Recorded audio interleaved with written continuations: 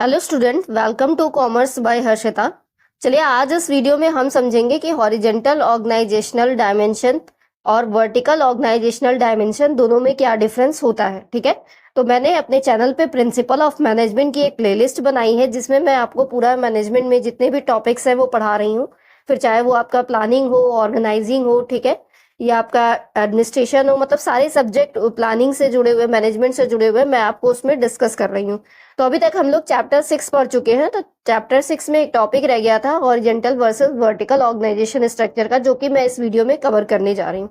तो चलिए आज का वीडियो स्टार्ट करते हैं। तो अगर हम बात करें तो हॉरिजेंटल ऑर्गेनाइजेशन स्ट्रक्चर और वर्टिकल ऑर्गेनाइजेशन स्ट्रक्चर में बेसिकली क्या डिफरेंस होता है कि हमारा जो हॉरिजेंटल ऑर्गेनाइजेशनल स्ट्रक्चर होता है उसमें हमारी जो ऑर्गेनाइजेशन का स्ट्रक्चर है वो बेसिकली डिपार्टमेंट वाइज डिस्ट्रीब्यूट किया जाता है। जैसे एक फाइनेंशियल डिपार्टमेंट बन गया, एक प्रोडक्शन डिपार्टमेंट बन गया, एक मार्केटिंग डिपार्टमेंट बन गया, एक आपका एचआर डिपार्टमेंट बन गया। बेसिकली हम डिपार्टमेंट वाइज चीजों को करते हैं। हमारा जो डिसीजन मेकिंग प्रोसेस है वो डिसेंट्रलाइज होता है। ठीक है, हम एक सेम लेवल पे काम करते हैं। लेकिन अगर हम वर्टिकल ऑर्गेनाइजेशनल स्ट्रक्चर की बात करें तो यहाँ पे हमारी अथॉरिटी और रिस्पॉन्सिबिलिटी टॉप से डाउन की तरफ जाती है। ठीक है, फॉर एग्जाम्पल पहले आपका सबसे ऊपर सीईओ आ गया, फिर आपके असिस्टेंट मैनेजर आ गए, फिर आपके कोऑपरेटिव असिस्टेंट आ गए। ऐसे मतलब हमारी जो अथॉरिटी या पावर है वो हायर लेवल पे सबसे ज्यादा होती है, तो टॉप टू बॉटम चलती है। ठीक है, तो चलिए आइए हम डिटेल में समझते हैं। तो अगर हम हायरार्की लेवल्स की बात करें तो हॉरिजेंटल में हमारा जो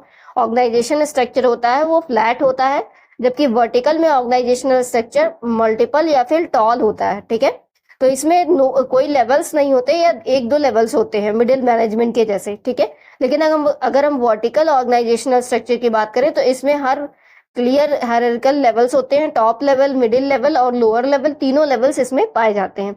अब हम डिसीजन मेकिंग की बात करें तो डिसीजन मेकिंग हमारी हॉरिजेंटल ऑर्गेनाइजेशन में डिसेंट्रलाइज होती है। ठीक है, with decision made by teams और इंडिविजुअल्स एट ऑल लेवल्स। क्योंकि हम डिपार्टमेंट वाइज चीजों को बात रहे हैं तो हर एक डिपार्टमेंटल हेड के पास सेम डिसीजन मेकिंग पावर होती है।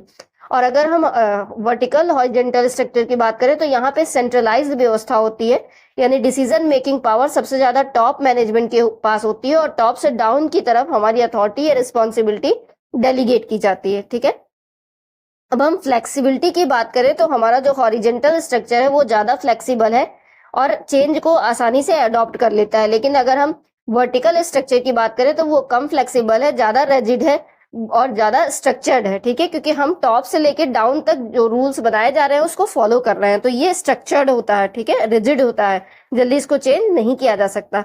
अब हम इनोवेशन की बात करें तो हमारा जो हॉरिजेंटल स्ट्रक्चर होता है ऑर्गेनाइजेशन का वो हमें इनकरेज करता है, क्योंकि हम एक टीम के थ्रू काम कर रहे हैं। ठीक है, often thrives due to fewer barriers, बहुत से बैरियर्स है जो कि इसमें कम हो जाते हैं।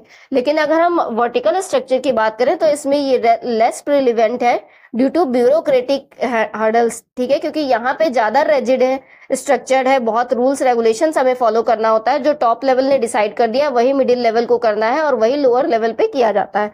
तो यहाँ पे एक तरीके से ब्यूरोक्रेसी की जो है व्यवस्था चलती है। ठीक है, अब हम बात करें स्पीड ऑफ डिसीजन मेकिंग की, तो हमारी जो हॉरिजेंटल स्ट्रक्चर है उसमें फास्टर डिसीजन मेकिंग पावर है, जबकि हम इसकी बात करें वर्टिकल की तो यहाँ पे स्लोअर डिसीजन मेकिंग पावर है। ठीक है, क्योंकि हॉरिजेंटल में क्या होता है, हम एक टीम में एक डिपार्टमेंट वाइज है तो हर एक डिपार्टमेंट के हेड को ये राइट है कि वो डिसीजन मेकिंग कर सकता है। लेकिन अगर हम वर्टिकल के स्ट्रक्चर की बात करें तो वहां पे तो टॉप लेवल के पास जो सीईओ है उसी के पास डिसीजन मेकिंग का पावर होता है। ठीक है, मतलब जो टॉप लेवल पे है उसी के पास डिसीजन मेकिंग का पावर है, तो वो जब जो डिसीजन लेगा तभी कोई काम होगा, जब वो डिसीजन नहीं लेगा तो हम रुके रहेंगे उसके डिसीजन के वेट पे। तो इसलिए स्लोअर डिसीजन मेकिंग होता है as compare to horizontal structure. तो आई होप आपको दोनों के बीच में डिफरेंस क्लियर हो गया होगा। वीडियो अगर पसंद आएगा तो लाइक कर दीजिएगा, चैनल को सब्सक्राइब कर दीजिएगा आगे की और वीडियोस देखने के लिए। Thanks for watching.